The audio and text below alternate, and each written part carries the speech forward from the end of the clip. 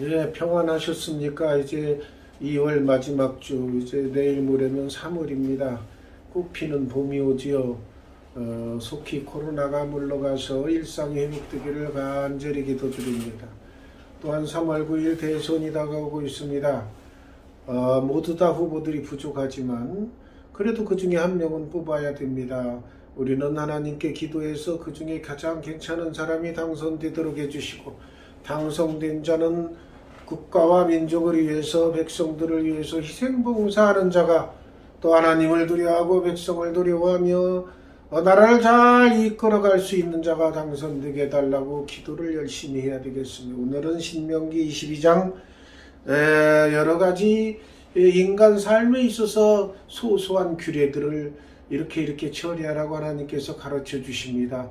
그때 그 처리하라고 한 그 본뜻을 깨닫고 하나님의 지혜를 배우는 귀중한 시간이 되시기 바랍니다. 내 형제의 소나 양의 길 잃은 것을 보거든 무본치 하지 말고 너는 반드시 그들을 끌어다가 내 형제에게 돌릴 것이요. 옛날에도 소나 양을 보면 그게 어느 집 건지 대강은 알아요.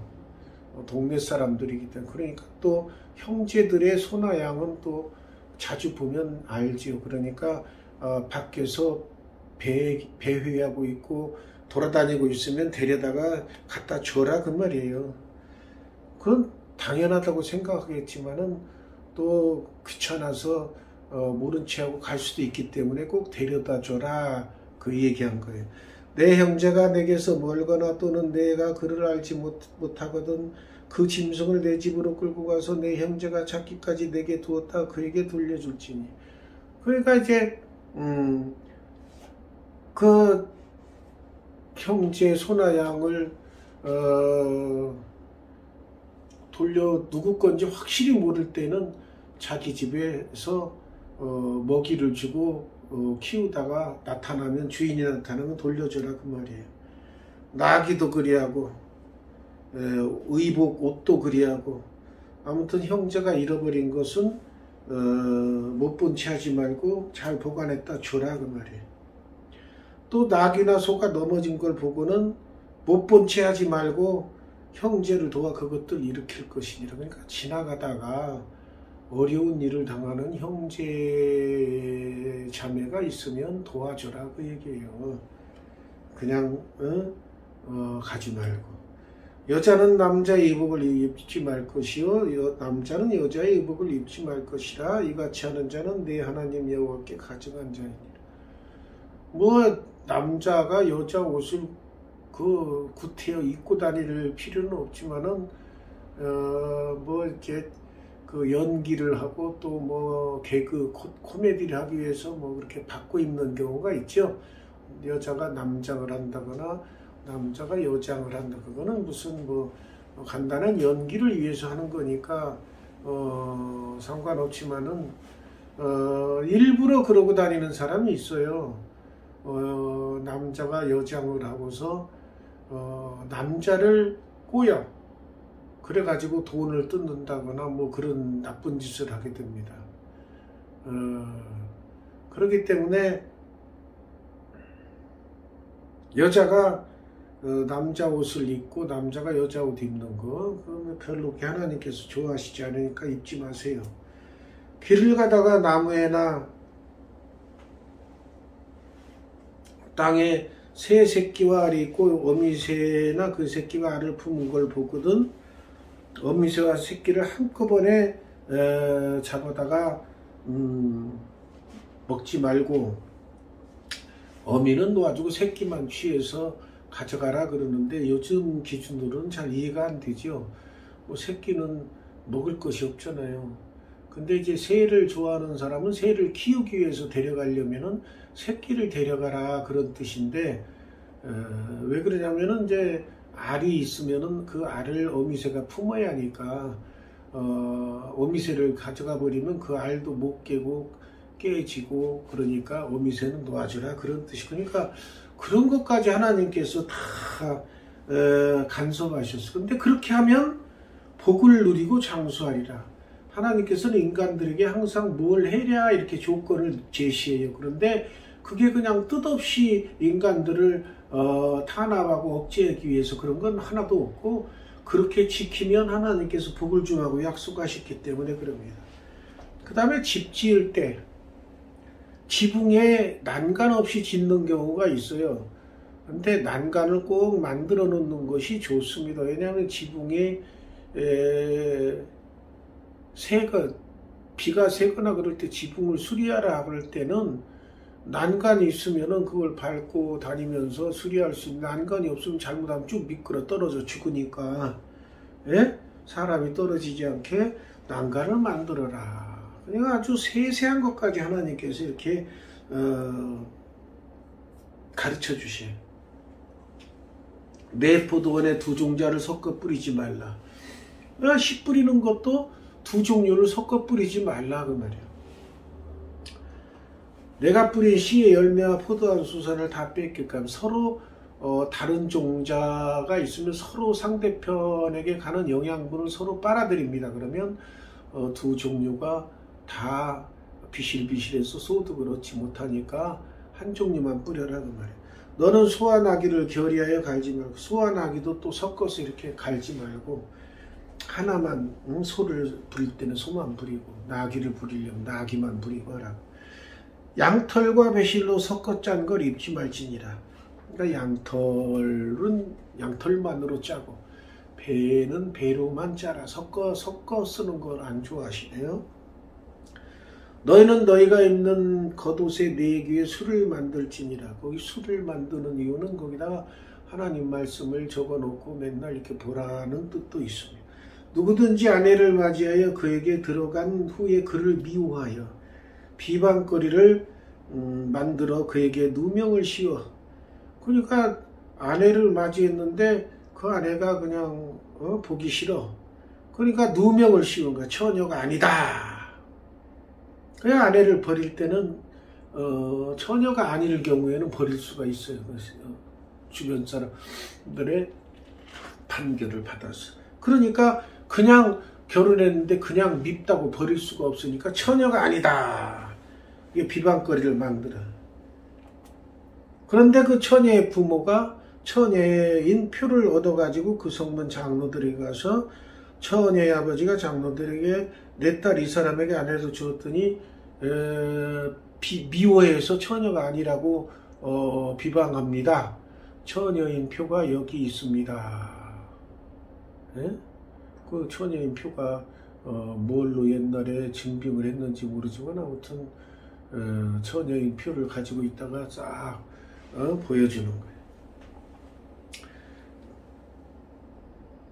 그래가지고 내 딸의 처녀의 표적이 이것이라 하고 그 부모가 자리옷을 그 성읍들 앞에 펼칠 것이요.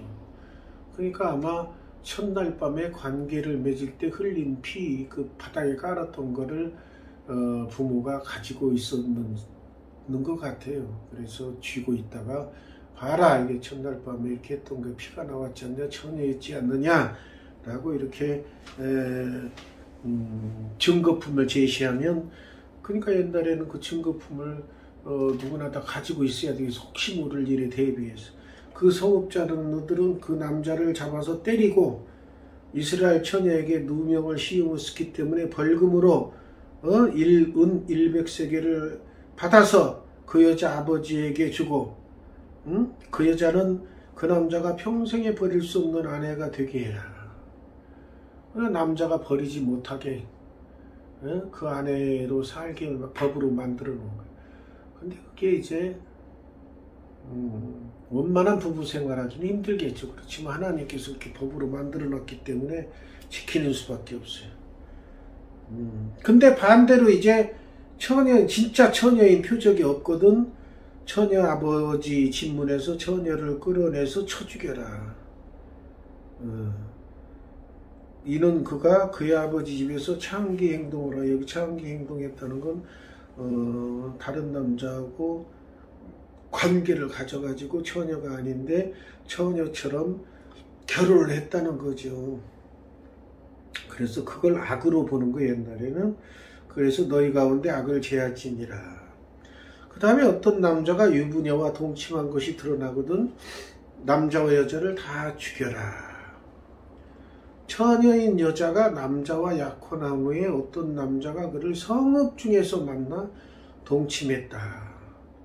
그러니까 이게 달라요. 성읍 중에서 만나 동침하거나 성읍 밖에서 만난 건 달라요. 성읍 안에서 동침하면 그 처녀에게 죄가 있어요. 그래서 둘 다 성문으로 끌어내어 그들을 돌로 쳐 죽여. 그 남자와 처녀도. 여기 이유가 나오네요. 그 처녀는 성 안에 있으면서도 소리 지르지 아니하였으며, 소리 지르지 아니하였다는 것은 그 처녀나 그 남자가 서로 마음이 있었다는 거예요. 그 남자는 그 이웃의 아내를 욕보였으며, 이미 약혼했기 때문에 이웃의 아내를 보는 거예요. 그래서 욕보였기 때문에 너는 이같이 너 중에서 악을 제할지니라.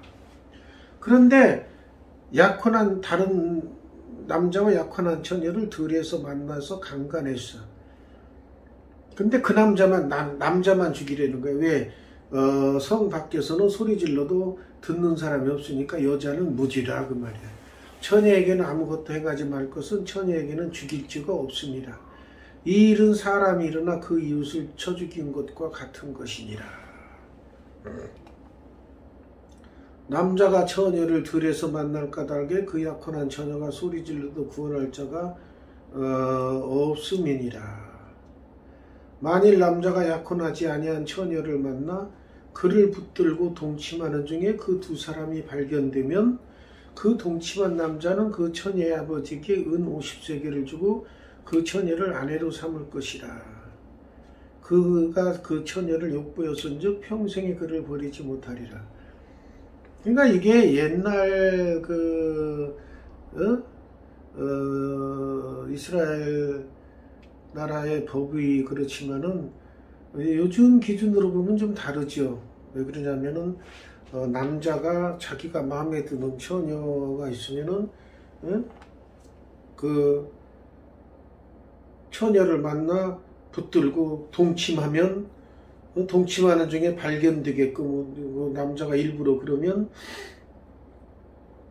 동침했으니까 그 아내 그 처녀의 아버지에게 은 50세겔만 주고 그 처녀를 아내로 삼을 수 있다 그 말이에요.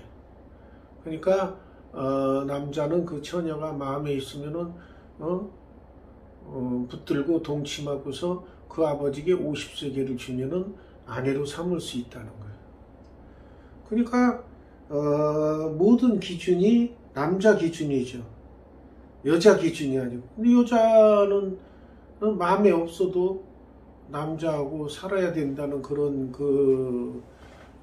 논리가 성립되는데, 아무튼 옛날에는 남성 위주의 삶이었기 때문에 이렇게 모든 제도나 법이 그렇게 바뀐 거예요.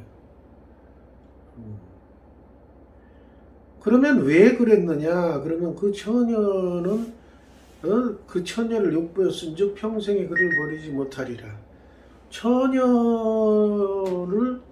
욕보였으니까 버리지 못한다. 그러니까 이런 거를 보면 옛날에는 여자가 오늘날 여자와 가장 크게 다른 점은 생활력이 없기 때문에 그래요. 여자 혼자 돈 벌어 살 수 있는 그런 구조가 아니에요. 옛날에는 여자는 남자하고 결혼해야 먹고 살 수가 있는 그런 시스템이에요. 오늘날에는 뭐 여자 혼자 벌어도 얼마든지 사니까 이런 규정이 적용되지 않고 있습니다. 또 예수님 오신 후로 또 많이 바뀌었고. 그러니까 여자를 가진 부모는 남자에게 시집 보내는 것이 일생에 그 딸을 위해서 하는 일이야. 왜? 남자에게 시집을 보내야 그 딸이 굶지 않고 사니까. 옛날엔 먹을 것 때문에 그러는 거야. 남자와 결혼을 해야 일생을 먹고 사는 보장을 받으니까. 오늘날하고 기준이 다르죠. 그러니까 모든 것이 남자 기준으로 되어 있는 거예요.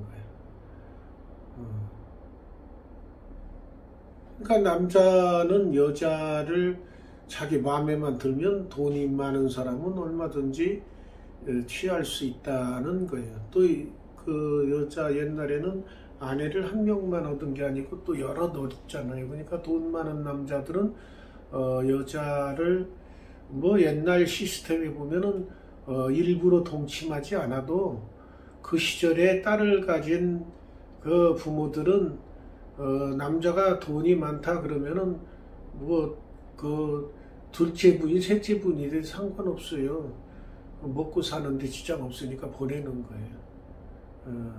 오늘날의 기준하고 다르죠. 오늘날은 뭐 먹고 사는 것보다 사랑이 첫째고 둘이 사랑해야 결혼하지 무슨 뭐 짐승처럼 뭐 먹을 것만 가지고 사느냐. 근데 그 옛날 시절에는 먹을 것이 그만큼 중요했어요. 그렇기 때문에 옛날 예수님 시절에도 주기도문에 일용할 양식을 주옵시고라는 기도를 하게끔 하는 것. 그만큼 매일매일 먹고 사는 문제가 큰 문제였어요. 옛날에는. 오늘 우리나라도 벌써 제가 어렸을 때 벌써 뭐 어렸을 때니까 50년이 넘었죠. 55년, 뭐 50년, 60년이 넘었는데 그 시절에는 참 먹는 게 하루 눈 뜨면은 부모, 특히 어머니들은 오늘 하루 뭘 먹일까 이것이 항상 고민거리입니다. 뭐 쌀이 있으면은 뭐 해먹기도. 그래서 옛날에는 쌀밥이라는 건 명절 때 한 번씩 먹어봐요.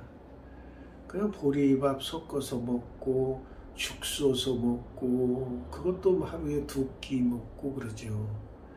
그러니까 옛날에 어렵게 살 때 우리 때는 아이들도 항상 먹는 것이 가장 그 최우선 삶의 순위가 돼요. 무엇을 먹어야 하나, 배고프니까 뭐 먹어야 되나. 그래서 그때 어린아이들 소원은 뭐야? 내가 배불리 뭘 먹어봤으면 좋겠다. 배불리 먹을 수가 없기 때문에. 지금도 북한에 있는 사람들이 굶어 죽는 사람이 많이 있잖아요. 그러니까 거기에서 탈출해온 그 탈북민들은 우리나라에 오면은 참 먹고 사는 게 풍족하니까 참 그 북에 있는 가족들 남겨두고 온 사람 항상 그 마음이 아프고 그렇다 그러죠. 내 형제 자매도 이곳에 오면 이렇게 풍족하게 먹을 수 있는데. 그래서 옛날에 북한의 사람들은 나라의 목표가 입밥에 고깃국 먹게 해주겠다. 이것은 나라의 그 김일성, 김정일, 김정은이 하는 말이 그겁니다. 북한 동포들에게 쌀밥하고 고깃국 먹게 해주겠다. 왜 그러냐면은 먹을 게 없으니까. 근데 우리나라에서 누가 쌀밥에 고깃국 먹게 해주겠다는 말 하는 사람이 있어요? 아무도 그런 얘기 하는 사람 없어요. 왜? 쌀밥에 고깃국을 오히려 안 먹어. 왜? 쌀밥만 먹으면 몸에 안 좋으니까 잡곡밥을 먹죠. 고기만 먹으면 너무 몸에 안 좋으니까 야채, 생선 위주로 먹지요. 그러니까 차원이 달라진 거예요. 그만큼 우리나라는 지금 세계 10대 강국에 들어가고 있죠. 군사력은 세계 5, 6위를 다투고 있습니다. 그만큼 강대국이에요. 면적은 그렇게 크지 않지만은 그렇게 강대국이기 때문에 먹고 사는 문제 때문에 지금도 물론 어려운 사람이 있어요. 거지도 있고 뭐 어려운 사람도 있어요. 그렇지만은 어려운 사람은 우리가 사는 동안에 어느 부자 나라도 다 있어요. 다 똑같이 잘 먹고 잘 사는 건 아니죠. 그렇기 때문에 먹는 것이 그 옛날에는 이스라엘 나라에도 그게 먹는 것이 가장 큰 문제니까 딸 가진 부모들로서는 남자, 돈 많은 남자, 여유 있는 남자에게 시집을 보내는 것이 부모가 해야 할 일이에요. 그러니까 그 옛날에는 이스라엘 나라에도 우리나라도 옛날에 아들 선호 사상이 있었지만은 거기도 아들을 선호할 수밖에 없어요. 왜냐면 아들은 나가서 일해서 돈 벌 수 있으니까. 또 아내를 맞이하려면은 그 아내의 부모가 돈까지 주면서 맡아달라고 하니까 그 아들 낳으면 좋은 거죠. 우리나라는 왜 또 아들 선호 사상이 있어요? 농사를 짓는 민족이었어요. 우리나라는. 농사 지려면 아무래도 여자보다 남자가 힘이 더 좋잖아요. 그러니까 힘 좋은 남자를 낳기를 원하는 거예요. 근데 여자라고 그래서 옛날에 그러면 뭐 힘든 일 안 했냐? 더 힘든 일 많이 했죠. 옛날에 빨래 해야죠, 밥 지어야죠, 하나의 밭일 해야죠. 여자도 쉴 틈이 없어. 더 힘들었어. 그러니까 어떤 면에서 여자를 낳으면 고생만 하니까 아들을 낳는 그런 풍조가 생겼을지도 몰라. 단지 아들 남자들은 가서 농사만 지면 돼. 그거 하고 나면 큰일 한 거야. 근데 농사가 바쁠 때 한 차례 하고 나면은 뭐 크게 바쁜 건 없어. 그리고 남자는 그리고 큰일 하고 나면 쉬어. 근데 여자는 쉴 틈이 없어요. 1년 44철 밥해야죠.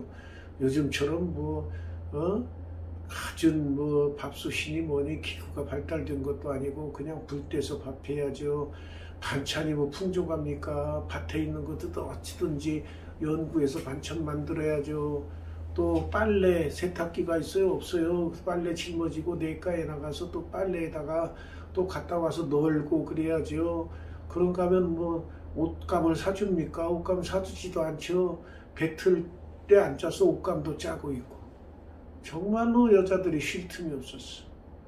그러니까 딸 낳으면 고생이라고 부모가 딸 낳아서 우는 것이 아들 안 낳았다고 서운해서 우는 게 아니라 딸 낳으면 이 애가 얼마나 고생을 많이 할까.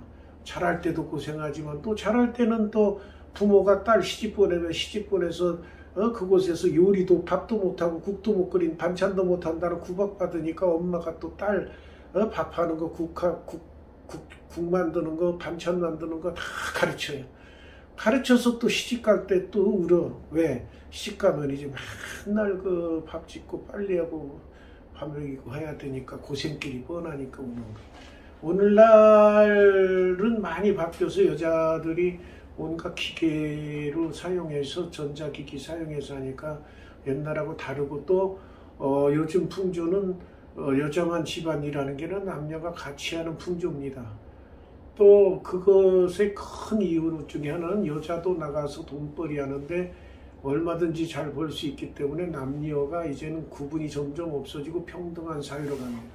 그러나 그 옛날 여기 이스라엘 나라에서는 여기도 아직도 남자가 일하고 남자가 돈 버는 구조예요. 여자는 그냥 그 남자의 소유물 되다시피 해서 살기 때문에 이 여러 가지 법칙을 만들어 놔서 남자가 여자와 관계에 있어서 어떻게 해야 된다 하나님께서 정해놓으신 법입니다. 그 시절에 맞는 법입니다. 오늘날 기준으로 보면은 많이 바뀌죠.